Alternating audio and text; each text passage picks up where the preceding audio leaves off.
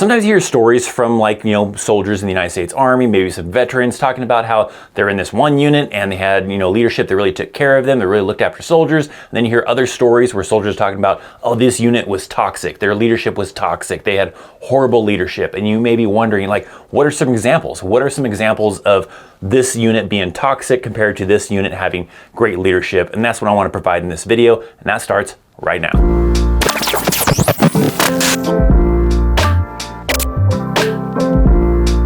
The Army is not guaranteed to be a great experience. It's going to definitely vary based on the units, the MOS that you do, the people that you come in contact with, whether or not you're going to have a good time in the United States Army or have a bad time in the United States Army. You can't predict really what you're going to get. That is really going to depend on a lot of factors: the leadership, your location, the environment, what's going on, all sorts of things. The type of leadership is definitely something that can make or break a good duty station, right? It can be very helpful to be stationed at this place if you have great leadership compared to being stationed maybe at the greatest place on earth, but the leadership is toxic and just ruins everything. And in that case, I want to be able to give you some examples of both, some good leadership as well as some bad leadership. These are some examples that maybe I've experienced, but don't think that just because an NCO or the leadership has one of these traits, it makes them toxic or great, because it usually takes a combination of several of these traits for it to be either good leadership or toxic leadership or bad leadership. So these are some things that I experienced, my opinions as far as what I feel like are some characteristics of some good leadership that I had, as well as some bad or toxic leadership that I had that I experienced as well. Your opinion could be very different than mine, and if you have a specific type of opinion as far as what makes good leadership and what makes bad leadership, I want to hear about that down in the comment section down below. So comment down below, but nonetheless, let's get into some things. Let's start off with an experience that I had of, a good trait of some good leadership. There are times in the United States Army where you're sitting around doing nothing. You may hear the term, hurry up and wait, or, a lot of other kind of terminology where there's just times sometimes in the Army where there isn't a whole lot going on and they just got you sitting around holding up a wall, sitting around in the motor pool, sitting around at the office area, whatever, not really doing anything constructive. And they'll try to find some crap for you to do or whatever. Or maybe you have a good experience like I've had sometimes where they just tell you, hey, go get lost for a little bit, but have your phone ready so if we need you, we can get a hold of you. I've had some experiences where, we've had leadership tell us, hey, those of you that live in the barracks, go ahead and take off to your barracks room, but don't start drinking or anything crazy. Don't make a lot of noise to let people know that you're in the barracks. Just hang out, relax. And if we call you because we need somebody to get down to the motor pool to go do something, you need to have your phone ready so we can get a hold of you. For those that maybe live off post, they usually tell them, hey, don't go too far. Maybe hang out with one of the soldiers in the barracks, hang out somewhere in the nearby area, maybe go to the PX for a little while. That way, if we need you, we can call you. And if we don't need you, we'll give you a call and tell you to go ahead and head home. That's always pretty nice, right? It sucks having your time wasted, regardless, of how much or how little you work in the United States Army or even in the military, you're gonna get paid the same. So it really doesn't matter too much, but it does suck having your time wasted. So if you're just sitting around in the motor pool doing nothing because there's nothing to do, but they don't wanna let you go home either, it sucks.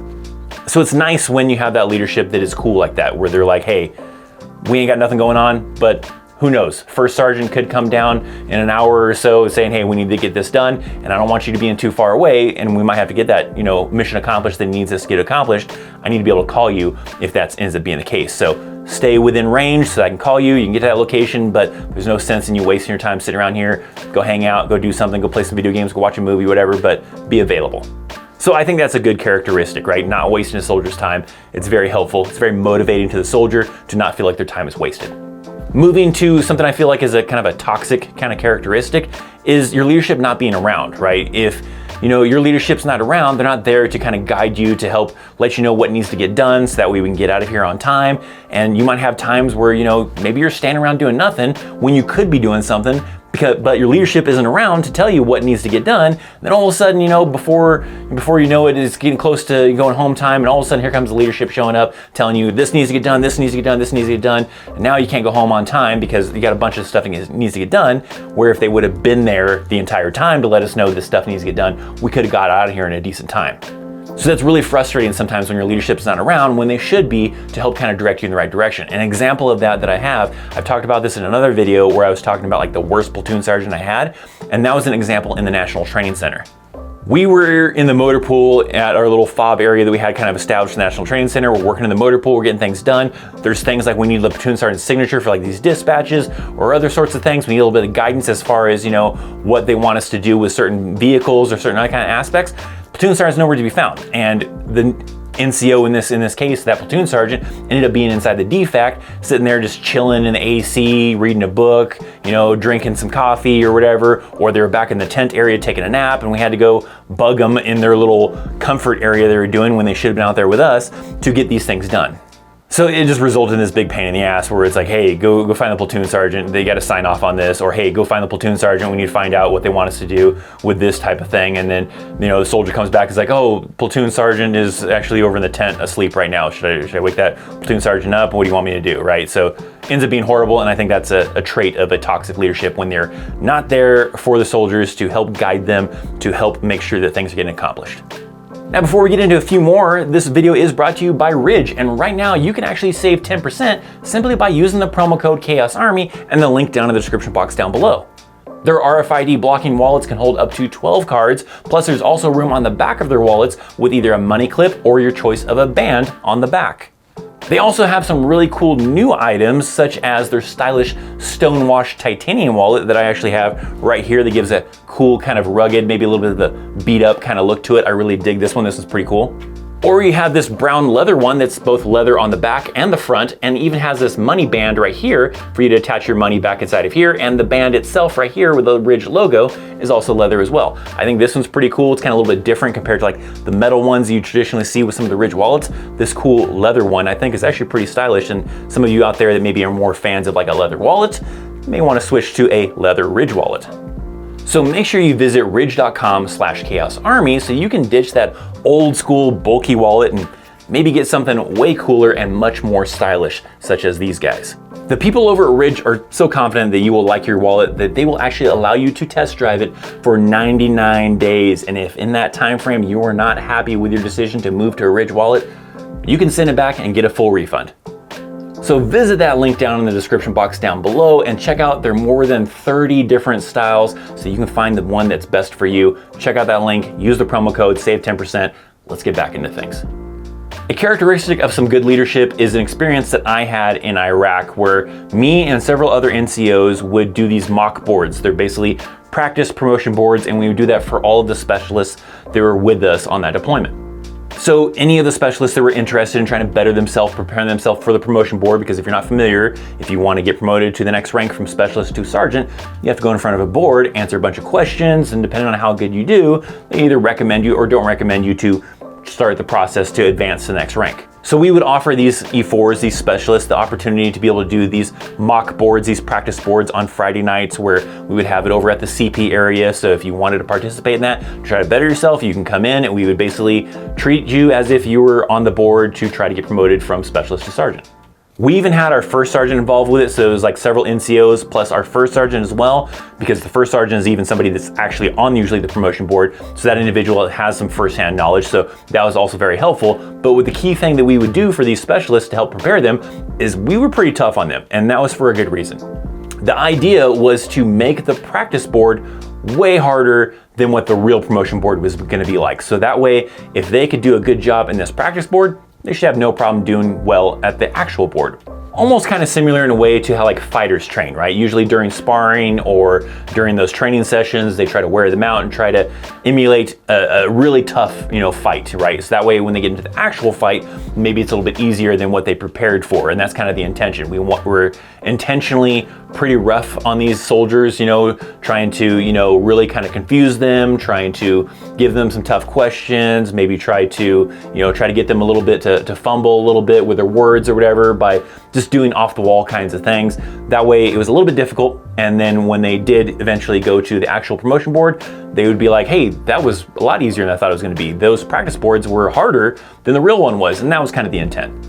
So I feel like that was some good leadership. We were helping to prepare these soldiers by taking some time. This could have been our free time, the very little free time that we would have in Iraq. We could have been using that little bit of free time to watch movies, to hang out in our rooms, but we chose to kind of use a few hours, on Friday evenings to basically help out these specialists, help out these soldiers to prepare them for the board. And I feel like that's a good trait that some NCOs could do to be able to, help soldiers out and kind of show good leadership, is to take away some of their personal time to help those soldiers, right? I could have been doing something else, but I chose to spend some of my personal time helping these soldiers out. Now let's move into a toxic trait, right? A toxic trait that I have experienced is favoritism. Sometimes you have some NCOs that will have other soldiers that maybe they're showing some favoritism towards, and the soldiers that they're not showing that favoritism for kind of end up kind of having to pick up the slack and kind of suffer from that.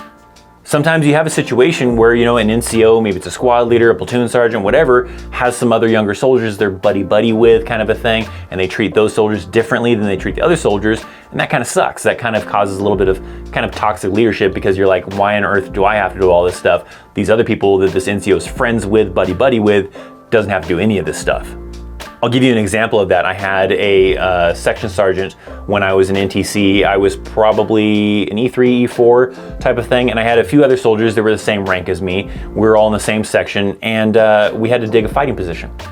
I ended up getting stuck digging, I think, majority, maybe if not all of that fighting position, because these other two soldiers were a little bit more buddy-buddy with our section sergeant, and they were all sitting there just hanging out, bullshitting with the section sergeant, talking up, having a conversation, everything like that. And so they weren't helping. And the section sergeant wasn't doing anything about like, hey guys, go help out specialist so-and-so, go help out PFC, whatever, right? No, they just focused on them having a good conversation, have a good time. Meanwhile, my ass is in that foxhole, sweating my ass off, trying to dig this fighting position with no help. There's a lot of other kind of scenarios that I've seen too, where you have like NCOs that have certain soldiers they're more buddy-buddy with, and they'll just be sitting around, standing around talking, while other soldiers are busting their ass trying to get things done, and that shows favoritism, and sometimes that sucks, right? To the soldiers that they're buddies with, they might see it as good leadership. They're like, cool, this guy's awesome, right? He doesn't make me do all this horrible work. He just lets me chill out with him or whatever, or her or whatever, while these other soldiers, have to do all the work. But to the other soldiers that have to do all the work, they see it on the opposite side of the kind of spectrum. But favoritism does definitely suck. Hopefully you get some kind of better balance, but when you have the scales tipped a little bit differently, where certain soldiers are getting treated much, much better than other soldiers, and they're the ones getting the crap all the time, then it definitely kind of, to that person, is gonna look like favoritism, and it's gonna suck.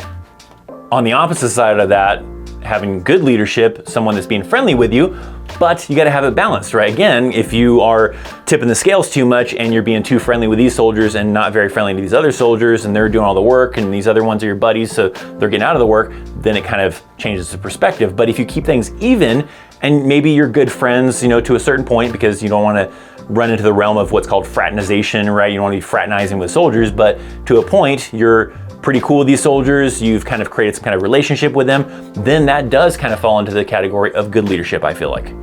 I've had some NCOs like that, where they didn't really discriminate, right? They weren't kind of in that kind of category of that other NCO that I was talking about. They pretty much treated several soldiers, because they weren't like screw-ups type of thing, pretty fairly, pretty nicely. They would, have fun conversation with them type of thing. And you kind of feel differently about those NCOs compared to the ones that were mean to you. The ones that were treating you like garbage, like you're just some low-life scum, you're just some private whatever kind of a thing, you don't feel that same bond as the other NCOs that maybe are treating you more as, kind of not necessarily an equal, because they shouldn't be really necessarily treating you like an equal, but not like a scumbag either.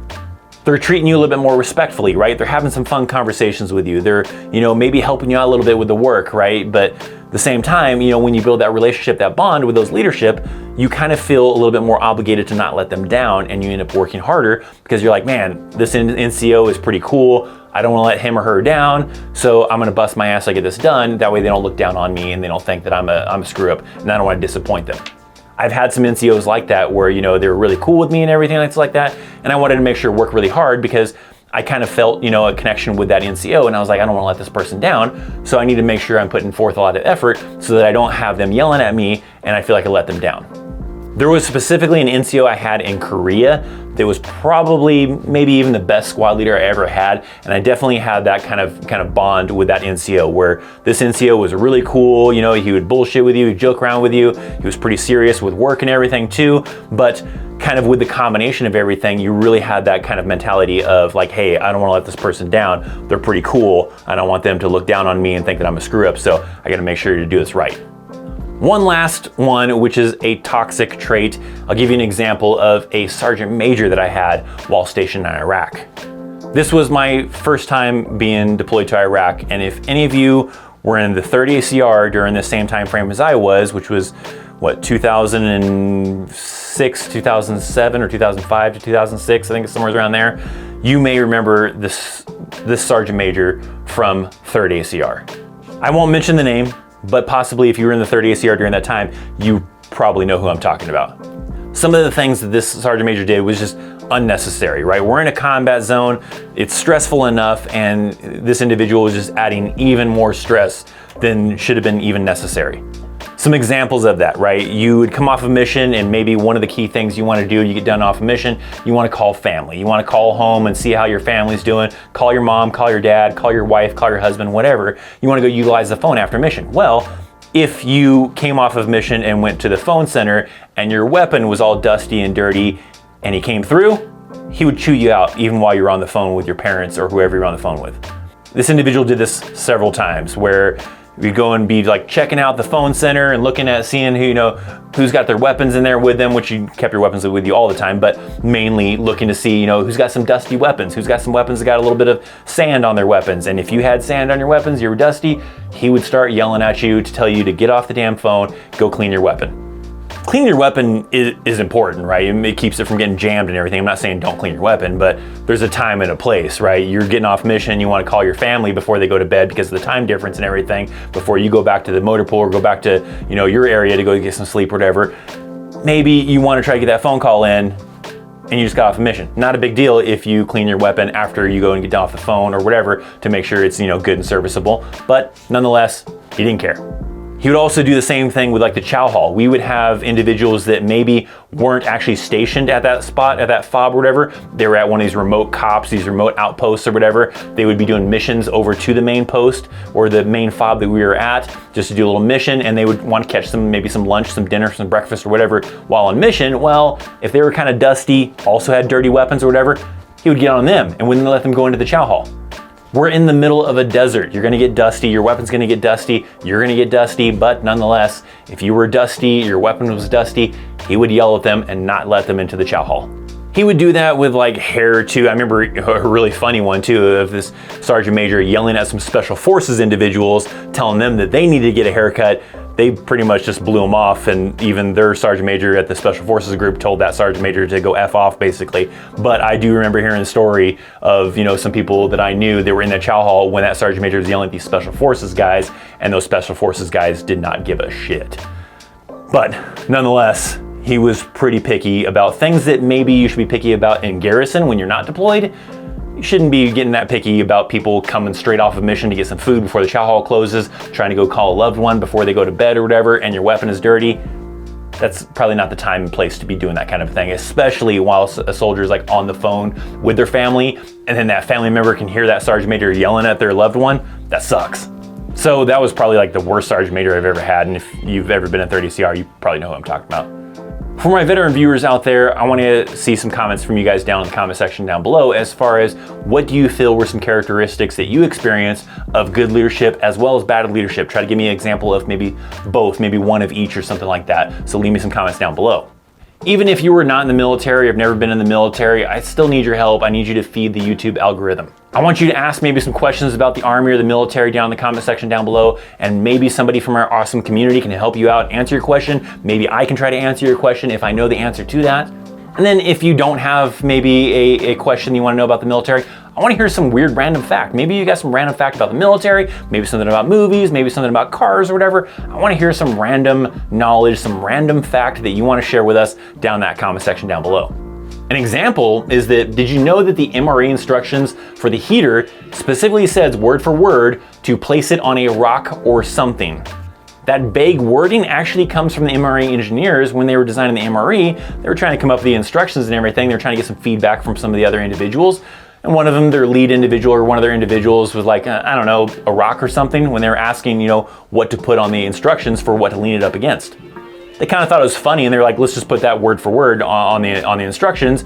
It kind of caught on. It was just meant to be a joke, but it kind of caught on and they were like, that's great, let's just keep it on there. And it stayed on there ever since, and that was back in the 90s.